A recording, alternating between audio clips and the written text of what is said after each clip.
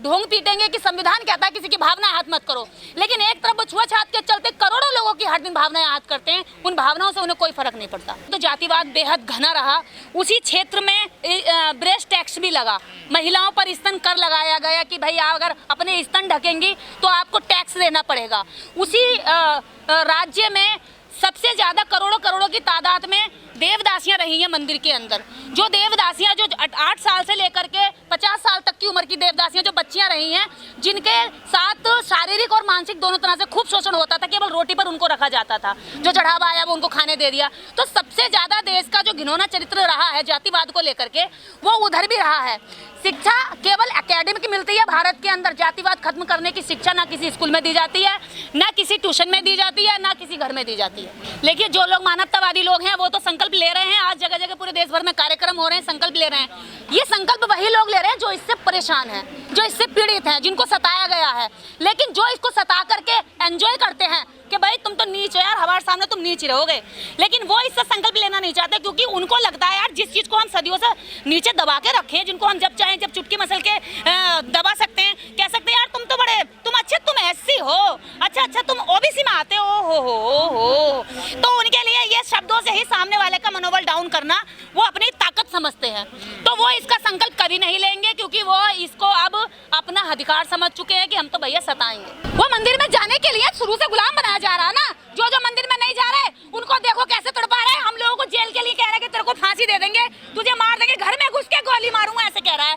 और मैं ब्राह्मण का पुत्र हूं, तुझे घर में घुस के गोली मारूंगा, मुझे धमकी दे रहा है। और परशुराम का तू इतिहास जानती होगी, परशुराम ने 21 बार क्षत्रियों को इतनी बार मारा, क्षत्रियों को 21 बार मार के पृथ्वी जो है क्षत्रिय विहीन करी थी। और मैं तुझे भी नष्ट करूंगा, तुझे मारूंगा। तो जो खुद को कह रहा है कि मैं संस्कारी हूँ, उसी की औलाद कह रही है मैं ब्राह्मण का पुत्र हूं, मैं तेरा गला काटूंगा घर में आके।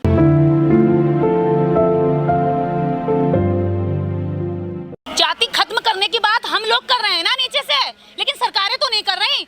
जब नोटबंदी एक दिन में खत्म हो सकती है तो जातिबंदी क्यों नहीं हो सकती? अगर सरकारें चाहे तो एक दिन में जातिबंदी कर सकती हैं, लेकिन हम नीचे के नागरिक जो मानवता प्रेमी है, जो देश को प्रेम करते हैं, जो देश को खुशहाल देखना चाहते हैं, समानता में देखना चाहते हैं, वही लोग जातियां खत्म करने की बात करते हैं। तो फिर आम जनता को क्यों भड़काया जाता है कि मुसलमान से खतरा है, मुसलमान से खतरा है? और हम अगर मुस्लिम का पक्ष लेते हैं तो कहते हैं कि तू मुल्ला के साथ रहती है।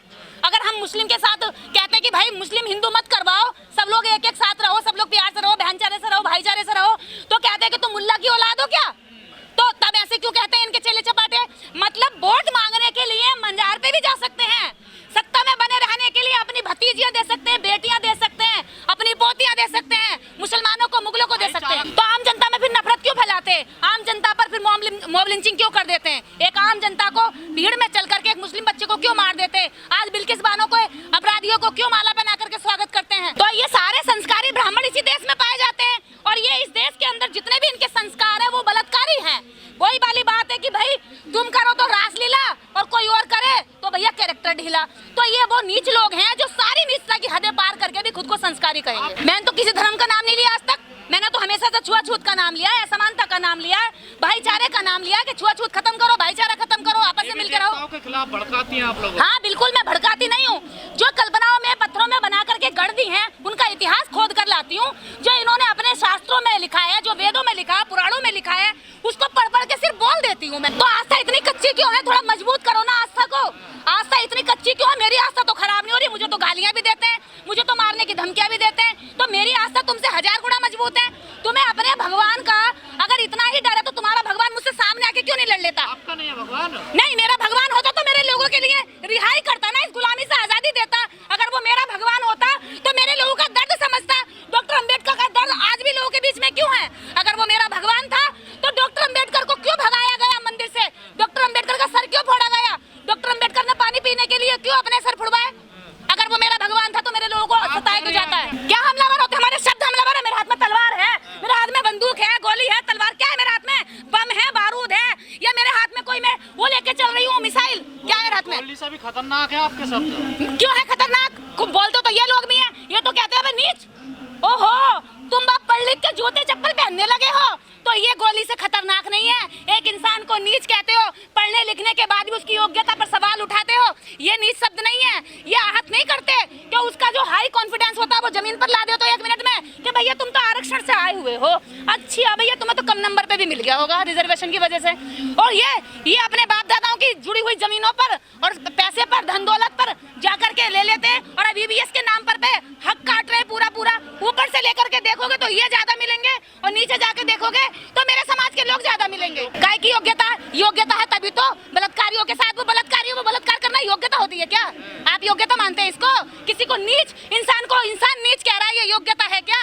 दूसरे की बेटियों को कह रहे हैं कि साला तुम्हें तो खेत में डाल के ऐसा करेंगे, ये योग्यता है क्या?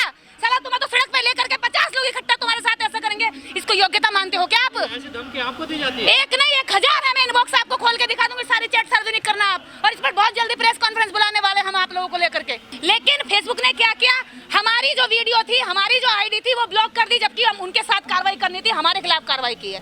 तो ये इस देश के अंदर हमारी आवाज को दबाया जाता है।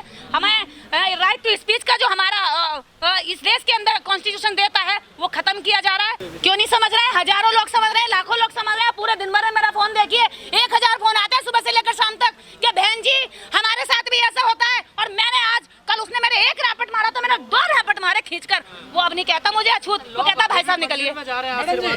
लोग कौन जा रहा है? कोई एक जा रहा है, कोई एक जा रहा तो पिट के आया ना, जाओ पिटने के लिए। देखिए ये एट्रोसिटीज जितनी भी है ना, ये क्रिया की प्रतिक्रिया हो रही है। पहले होकर के गांव में दब जाती थी, घरों में दब जाती थी, आवाज मुंह में दबा देते थे।